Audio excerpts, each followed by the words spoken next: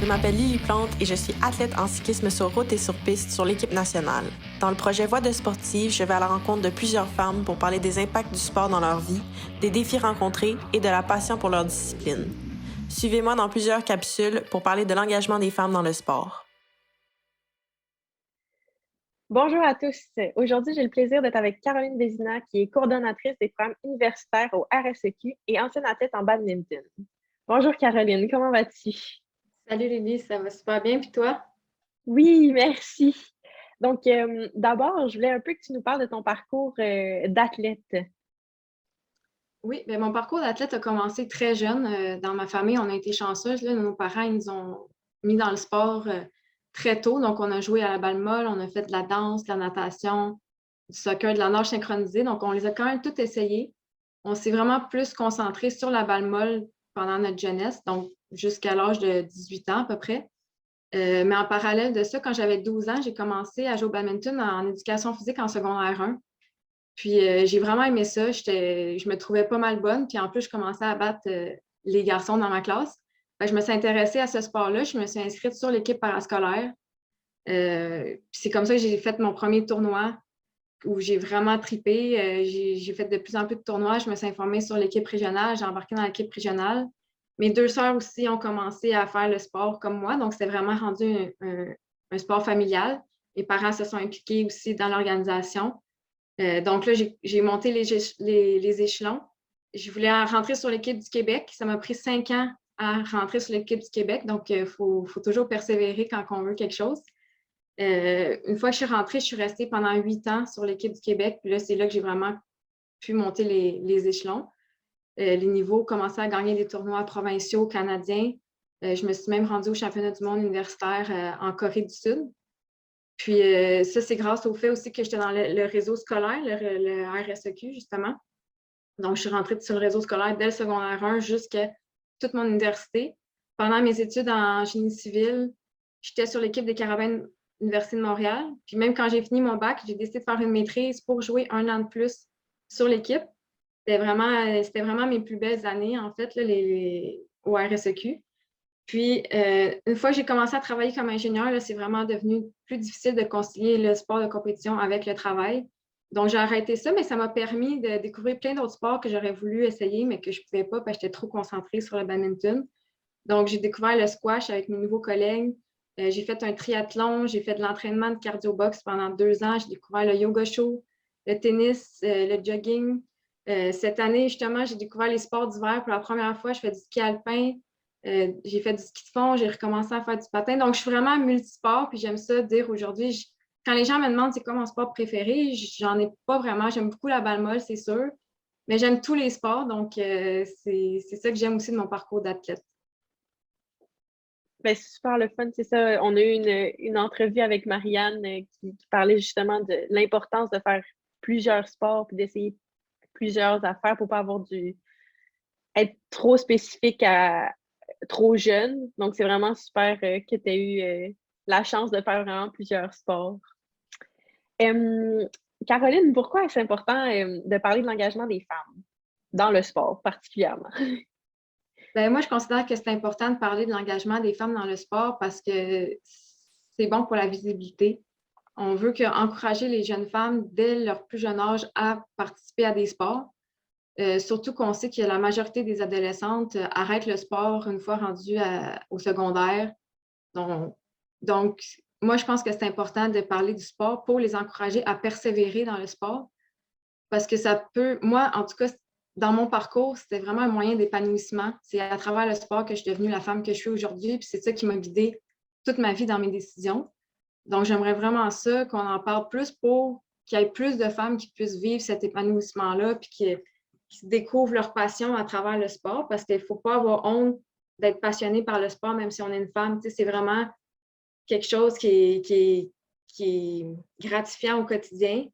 Donc, je pense que c'est pour ça que c'est important d'en parler, pour que ça soit plus visible, pour avoir plus d'exemples pour ces jeunes femmes-là, ces jeunes filles-là au secondaire.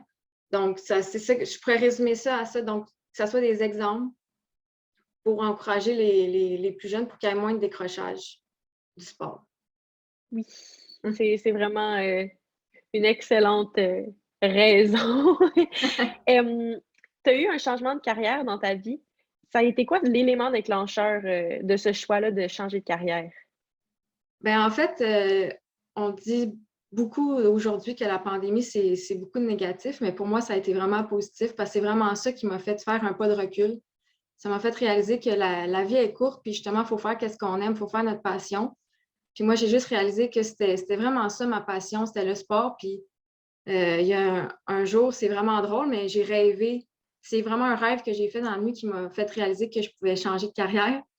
Euh, Avec ce rêve-là, j'ai réalisé que je n'avais pas besoin de demander la permission à personne pour faire ce changement-là.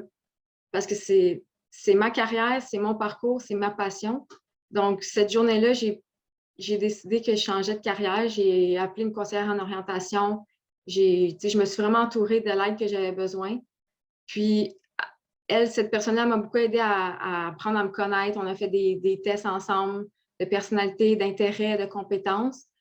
Puis, j'ai fait des recherches aussi. Je suis tombée sur le programme de gestion du sport au HEC. Puis c'est comme ça que je voyais plus de retour en arrière. Pour moi, c'était clair que c'était là-dedans que je voulais m'en aller. Surtout que moi, j'ai toujours aimé organiser des événements, autant pour mon entourage, pour mes collègues au bureau. C'était naturel pour moi d'organiser un événement de boxe, un tournoi de tennis, même le party de Noël là, au bureau. Quand j'étais dans l'équipe des Carabins aussi, j'aimais ça organiser les soupers de Noël. C'était facile pour moi de faire des choses comme ça. Puis c'était tout un rassembleur, c'était des beaux moments qui rapprochaient les gens, les gens ensemble, par exemple mes collègues.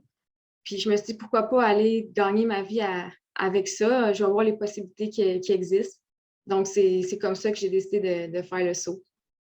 Mais c'est le fun de voir que tu es vraiment entreprenante, dans Merci. tes choix. Selon toi, est-ce que ton changement de carrière a été perçu différemment parce que tu étais une femme? Mon changement de carrière, je pense pas qu'il a été perçu différemment parce que j'étais une femme. Dans les commentaires que j'ai reçus, j'ai jamais ressenti cette différence-là. C'est sûr qu'il y a certaines personnes qui m'ont demandé si j'avais peur. Ouais. Je me disais, est-ce qu'ils m'auraient demandé ça quand même si j'étais un homme? Peut-être que oui, peut-être que non, c'est dur à dire. Mais j'ai toujours ressenti vraiment beaucoup de soutien, de l'encouragement aussi. J'ai eu plein de compliments comme quoi j'étais courageuse. Il y en a qui m'admiraient parce qu'ils auraient aimé ça faire comme moi, mais qu'ils étaient pris dans une situation. Moi, Mhm. j'essayais d'encourager ces gens-là en disant, ben justement, on n'est jamais pris dans rien. Mais je comprends en même temps qu'il y a d'autres contraintes. Fait que je pense que ça a été quand même super bien reçu. Puis au contraire, j'en ai encouragé plusieurs. Fait que moi, j'étais fière de moi pour ça. Tu sais, si mon parcours peut en inspirer d'autres pour trouver justement le bonheur, parce que moi, c'est ça, je suis vraiment plus heureuse depuis que j'ai fait ce saut-là. Je regrette rien. J'ai eu des aventures hautes en émotions, puis super enrichissantes aussi. Fait que non, je pense que justement, la perception, c'était plus de l'encouragement, puis justement, c'était plus comme un exemple qu'ils voyaient ça. Là. Mhm. Ben, c'est vraiment positif Oui, comme expérience que tu as eue, puisque tu as vraiment été chanceuse dans tout ça parce qu'il y en a qui auraient pu se faire un peu rabaisser par le fait d'un changement de carrière. Donc, puis on a la chance au Québec aussi d'avoir quand même une ouverture d'esprit sur les changements de carrière. Donc, c'est vraiment oui. super. Surtout en temps de pandémie, tu sais, il y Mhm. en a eu vraiment beaucoup. Puis aussi, qu'est-ce que j'ai vraiment appris, ça, c'est ma conseillère en orientation qui m'avait dit ça. Elle dit, justement, avant de l'annoncer à qui que ce soit, sois sûr de ton choix. Comme ça, tu ne vas pas te laisser influencer. Puis quand tu es sûr de toi, ça paraît dans ta voix, dans ce que tu dis. Fait que les gens, ils vont Mhm. juste t'encourager là-dedans. Ils ne vont pas essayer de te faire changer d'idée parce que toi, tu arrives, tu es confiante, tu sais que tu as fait le travail en arrière pour prendre cette décision-là. Fait que ça, c'était un super bon conseil. Puis justement, quand je l'ai annoncé à mon entourage, mes amis, ma famille, tout le monde était super content tout de suite. Fait Mhm. que ça, c'était vraiment encourageant pour moi parce que oui, j'étais contente de mon choix, mais quand les gens te supportent en arrière, c'est encore plus facile de foncer, tu sais. Oui, vraiment, vraiment. Hem, comment penses-tu qu'on devrait rassembler davantage les femmes à s'impliquer dans le sport? Pour rassembler les femmes dans le sport, je trouve ça vraiment efficace quand on fait des journées juste de femmes, spécifiquement de femmes. C'est pas pour être sexiste par rapport aux hommes, c'est pas pour les mettre de côté. C'est juste vraiment pour Mhm. encourager les femmes à pratiquer le sport sans jugement, sans compétition. Tu sais, des fois, il y a des femmes qui peuvent se retenir parce qu'il y a des hommes qui sont là. Puis, je parle des femmes, mais c'est la même chose pour les jeunes filles aussi. Faire des activités pour vraiment rendre ça plaisant, amusant, tu sais, pour que ça soit un beau souvenir. Puis moi, c'est un des rêves que j'ai, c'est justement d'organiser des journées comme ça, multisports, qu'on va être juste des femmes, puis qu'on va juste s'encourager entre femmes et non se rabaisser aussi en nous. Puis ça, ça, je trouve que ça serait vraiment un bon moyen de rassembler les femmes. Là. Il y a déjà l'organisme Filles actives qui existe, qui font ça dans les écoles secondaires. Puis justement, quand je travaillais à la vie étudiante, j'étais responsable de Filles actives dans l'école.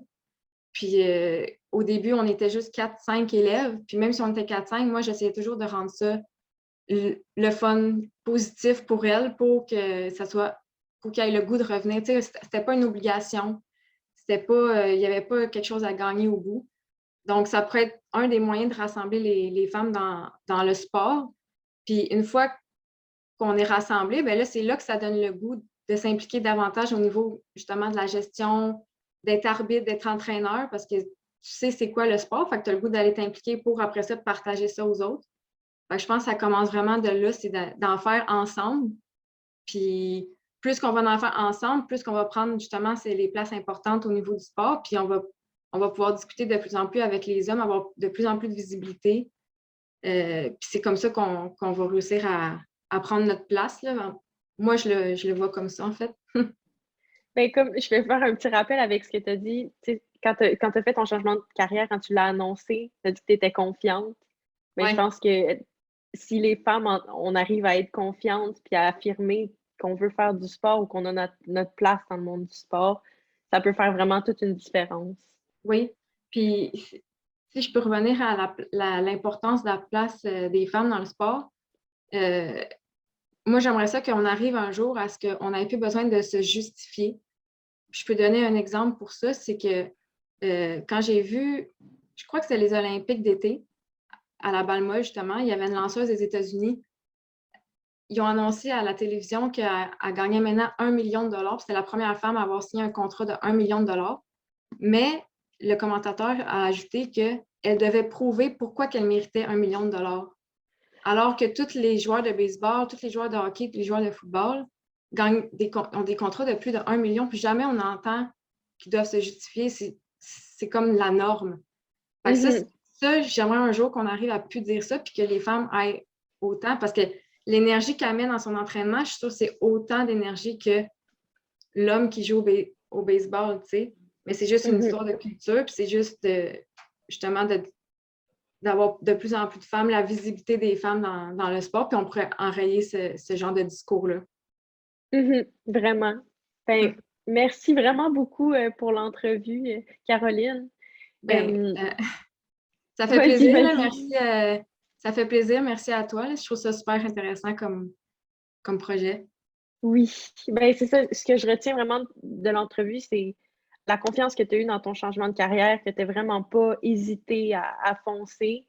Puis aussi, je trouve que tu as une belle vision de l'engagement des femmes dans le sport. Comme tu as dit, on ne devrait pas avoir à justifier ou à prouver notre place. En tant que femme, on s'entraîne aussi fort que les garçons ou même dans la vie dans le travail, on travaille tout aussi fort que les garçons, puis on a tout autant notre place qu'eux. Donc, merci beaucoup d'avoir accepté.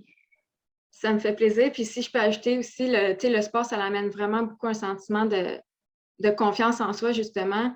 Ça permet d'aller plus loin aussi dans nos études. Fait que si la majorité des filles abandonnent ça au secondaire, ils pourraient éventuellement avoir un manque de confiance qu'ils auraient pu aller gagner en faisant du sport. Fait que ça aussi, je trouve ça super, super pertinent. Oui, bien clairement. Donc, ben, merci encore d'avoir été avec nous. Puis, on va pouvoir te suivre avec ta future carrière. Merci beaucoup.